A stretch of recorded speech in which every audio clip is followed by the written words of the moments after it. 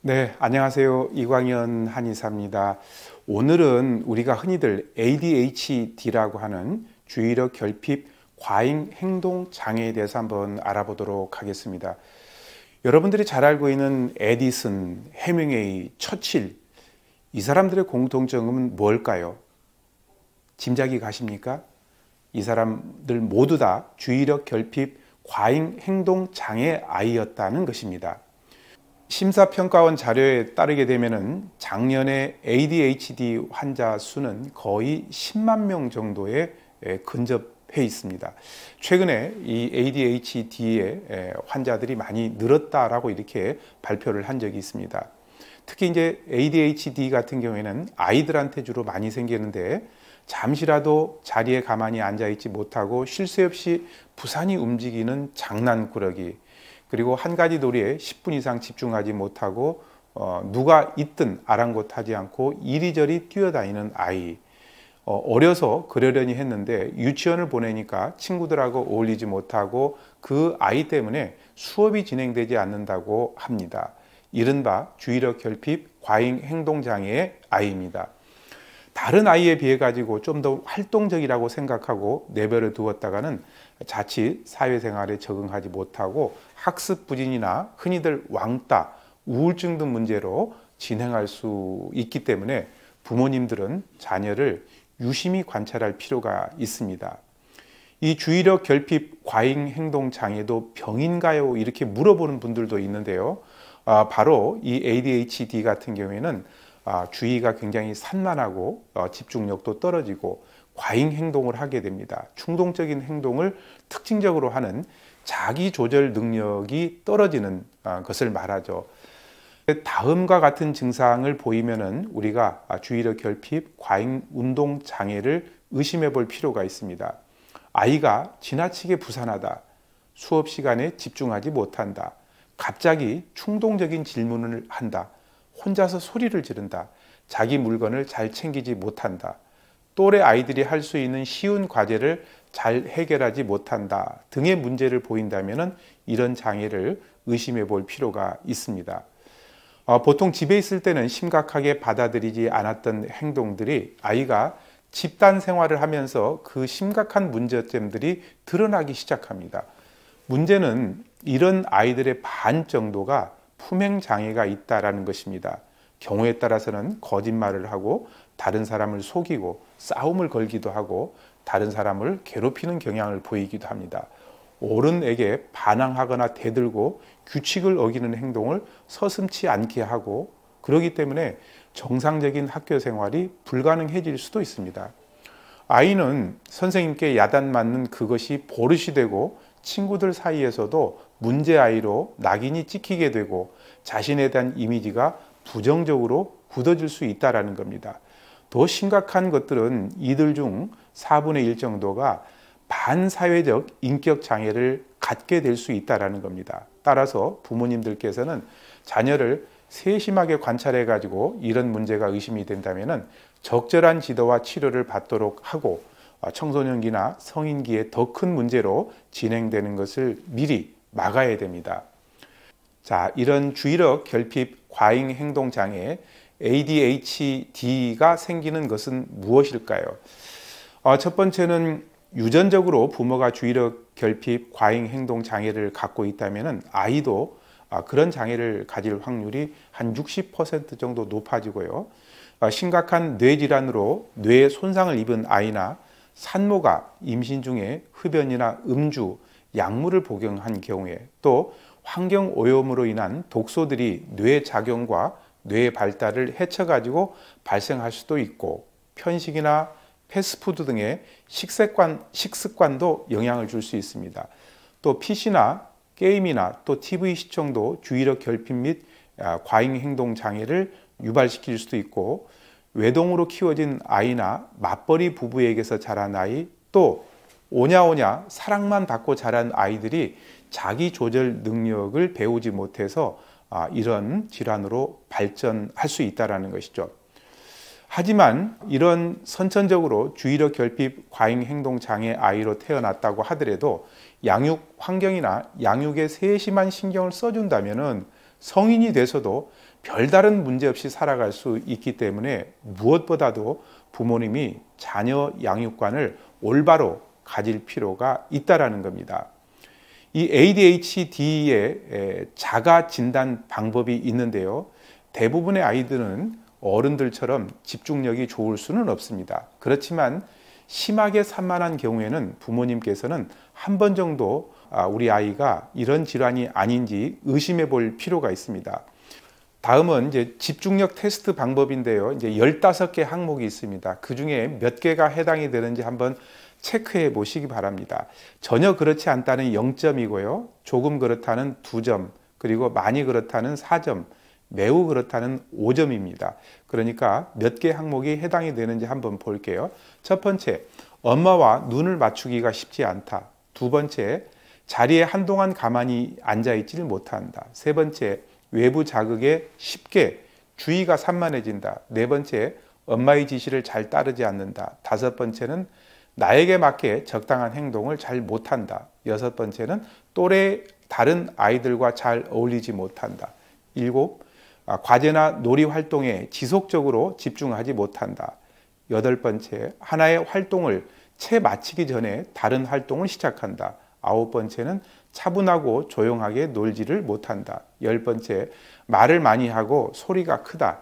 11번째, 다른 사람에게 자주 방해가 된다. 12번째, 자기에게 하는 말에 귀를 기울이지 않는다. 13, 생각하지 않고 위험한 행동을 자주 한다. 14번, 가족 놀이에서 자기 차례를 기다리지 못해 놀이가 안 된다. 마지막 15번째는 손을 만지작거리거나 발을 움직이는 등의 몸을 가만히 두지 못한다. 15가지 항목 중에 우리 자녀가 해당되는 것이 몇 개인지 한번 체크를 해보시기 바랍니다. 이 주의력 결핍 과잉 행동 장애일 때 아이를 어떻게 돌봐야 될까요? 굉장히 중요한 문제죠. 이런 장애아는 단순한 문제가 아니라 장애아이기 때문에 그야말로 장애아를 치료하듯이 세심한 관심을 가지고 가르쳐 준다면 훌륭한 사람이 될 수가 있습니다. 이런 아이를 기를 때는 주위 환경을 규격화, 단순화해 가지고 생활하기 쉽게 해주고 매일 일정한 계획에 따라서 생활하고 과도한 자극을 피하는 것이 좋겠습니다. 첫 번째는 생활 규율을 만들어주는 것이 중요합니다.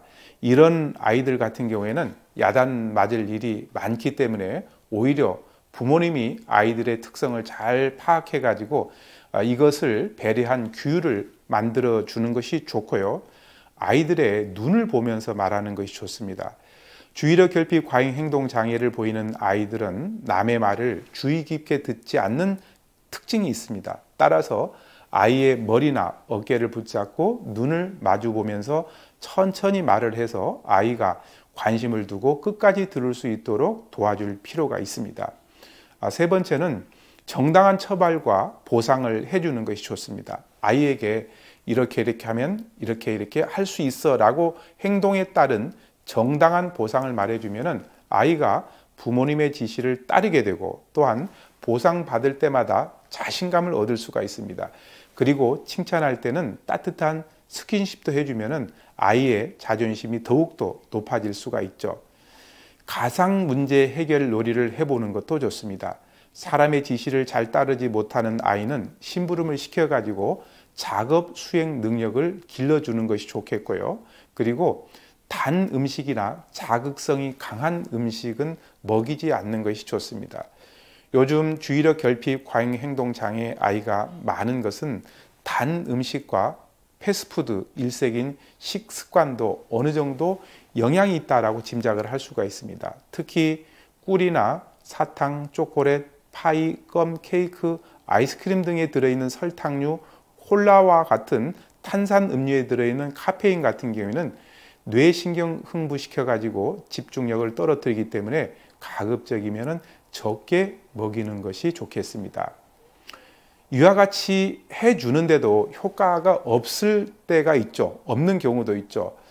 이럴 때는 소아과 선생님과 한번 상의를 해보는 것이 좋습니다. 이 ADHD 아동의 치료는 약물과 비약물로 병행을 할 수가 있는데요. 약물 치료는 과다하게 흥분된 아이의 신경을 안정시켜 주는데 도움이 되고요. 그리고 이제 비약물요법으로는 아이들의 대인관계 및 학습 능력 등을 개선시켜 줄 수 있기 때문에 두 가지를 병행해서 치료를 해주게 되면은, 관심을 가져주게 되면은 아이들의 나쁜 증상 개선에 큰 도움을 줄 수가 있습니다. 자, 아이를 꼭 정신과에 데려가야 합니까? 라고 이렇게 물어보는 경우가 많습니다. 이 대부분의 부모들은 자식을 정신과에 데려간다는 것을 기피하는 경향이 있는데요. 그러나 정신과에서는 정신이 이상한 사람들이 다니는 것이 아니라 스트레스가 많은 현대인들의 정신적 장애를 상담하기 위해서 내과나 소아과처럼 쉽게 다닐 수 있는 것이라는 것을 부모님이 알 필요가 있습니다. ADHD는 사춘기를 거쳐서 성인까지 지속될 수 있기 때문에 반드시 조기 진단과 조기 치료가 필요합니다. 바로 이 ADHD에 도움이 되는 음식을 한번 살펴볼게요. 첫 번째는 비타민C가 풍부한 신선한 과일과 녹색 채소가 좋습니다. 비타민C는 항스트레스 비타민이라고 불릴 정도로 주의력 결핍 과잉 행동 장애 완화와 피로 해소에 필수적인 비타민입니다. 특히 비타민C는 해독 작용과 이 세포 조직의 재생을 촉진시켜주는 작용이 있는 영양소이죠. 비타민C는 블루베리나 브로콜리, 감, 귤, 오렌지, 레몬, 사과, 토마토, 세러리, 시금치, 고구마, 감자, 파슬리, 당근, 양파, 연근 등 신선한 채소와 과일에 풍부한데, 단 주의할 점은 비타민C는 열에 약하기 때문에 가급적이면 날것으로 신선하게 드시는 것이 좋습니다. 두 번째는 칼슘이 많이 든 뼈채 먹는 생선이나 해조류가 도움이 되는데, 칼슘은 신경의 흥분과 초조함을 진정시켜주는 효과가 있습니다. 그래서 주의력 결핍, 과잉 행동 장애, 그리고 스트레스로 불안, 초조, 불면증 등의 칼슘이 함유된 식품을 먹게 되면 좋은 효과를 얻을 수가 있죠. 멸치나 다시마로 국물을 낸 뒤에 된장찌개나 된장국을 끓여 먹거나 멸치나 뱅어파와 같은 뼈채 먹는 생선을 많이 먹도록 권장합니다. 잠자리에 들기 전에 따뜻하게 우유를 한 잔 마시는 것도 도움이 되고요. ADHD 추천할 만한 한방차는 몇 가지가 있는데, 그 중에 대추차입니다. 전에도 제가 몇 번 말씀드렸지만 중국 속담의 대추는 밤에 우는 아이들의 울음을 멈추게 한다라는 속설이 있을 만큼 대추는 불안하고 예민한 신경을 안정시켜주는 역할을 합니다. 대추를 먹어보면 단맛이 나는데, 그것은 갈락토스, 스크로스, 메가당 같은 당분 성분이 우리 인체의 진정작용을 도와주고요. 이 과잉행동장애의 불안증, 우울증, 스트레스, 불면증 해소에 도움이 됩니다. 대추를 반으로 썰어 가지고 씨를 뺀 다음에 유리병에 넣고 꿀이나 흑설탕을 넣어서 재어둔 뒤에 보름 정도 지나게 되면 노란 진액이 나오는데, 커피잔에다가 뜨거운 물을 붓고 노란 진액 3티스푼을 타서 하루에 3잔 정도 마시면 좋고, 그렇게 준비하기가 불편하다면 대추를 그냥 드셔도 괜찮습니다. 또 도움이 되는 게 죽순인데요. 죽순은 옛날부터 정신신경을 안정시켜주는 데 탁월한 효과가 있기 때문에 스트레스나 화병 이런 데도 많이 썼습니다. 이런 효과는 대나무에 들어있는 시로신 성분인데요. 이것 자체가 신경세포를 활성화시켜주고 ADHD와 스트레스를 진정시켜주는 효과가 있습니다. 가슴이 답답하고 불안하고 머리가 무겁고 우울감이 들고 불면증이 있을 때도 도움이 되죠. 죽순을 반찬으로 해서 드시는 방법이 가장 무난한 방법이 되겠고요. 자, 마지막으로 ADHD에 도움이 되는 처방은 어떤 처방이 있을까요? 이런 경우에는 제가 여러 번 말씀드렸지만 청심온담탕이 도움이 많이 됩니다. 우리 한방에서는 이 청심온담탕이라고 하는 것은 심장과 담의 기능을 활성화시켜 가지고 주의력 결핍 장애랄지 또 이제 스트레스나 화 이런 데 많이 쓰죠. ADHD의 일상생활이 안 되고 안정이 안 되면서 가슴이 두근거리고 불안하고 초조해서 잠이 잘 못 오는 아이들에게 쓰는 처방이 청심온담탕인데, 마음을 편안하게 해주는 향부자, 그리고 비위, 그러니까 소화 기능을 건강하게 해주는 백출감초, 몸에 비생리적인 담을 없애주는 바나, 막힌 기를 순환시켜주는 진피, 마음을 편안하게 해주는 복령, 산조인, 석창포, 혀를 보호하는 당귀, 그리고 심장의 화와 열을 내려주는 지실, 주겨, 황련, 황금, 치자, 음기를 보호해주는 맹문동, 이렇게 구성되어 있는 처방이 바로 청심온담탕입니다. 그래서 이런 그 과잉 행동 장애를 가진 아이들에게 청심온담탕을 그 아이의 증상, 그 다음에 또 체질, 이렇게 맞게 잘 변형을 해서 쓰게 되면은 많은 도움을 받을 수가 있습니다. 오늘은 우리가 흔히들 주의력 결핍 과잉 행동 장애, 그러니까 ADHD라고 불리는 질환에 대해서 한번 알아보았습니다. 감사합니다.